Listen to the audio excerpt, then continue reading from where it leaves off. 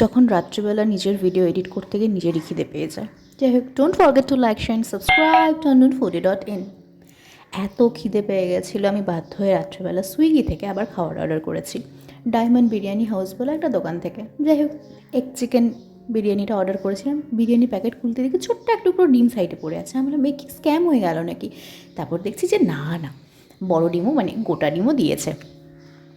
তারপর স্যালাড দিয়েছিল, একটা স্যালাড আবার এর সাথে ফ্রিও দিয়েছিল, মানে টোটাল 2 প্যাকেট। ছিলাম কতক্ষণে খাবারটা পেটে ভরবো, তাহলে আমার শান্তি। তারপরে ভাবলাম তোমাদেরকে থালিটার একটা ক্লোজ অ্যাঙ্গেল দেখিয়ে দিই। দেখতেই পাচ্ছ, স্যালাড রয়েছে, একটা গোটা আলু রয়েছে, চিকেন, ডিম আর বিরিয়ানি তো রয়েছে।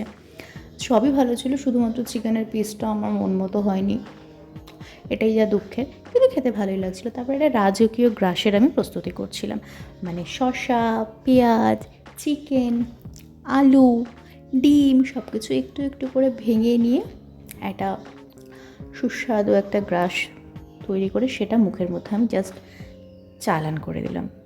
ততক্ষণে আমি আমার খাওয়ার কমপ্লিট করি। Thanks for watching. আবার দেখা হচ্ছে অন্য কোনো ভিডিওতে। সবাই খুব ভালো থেকো, বাই।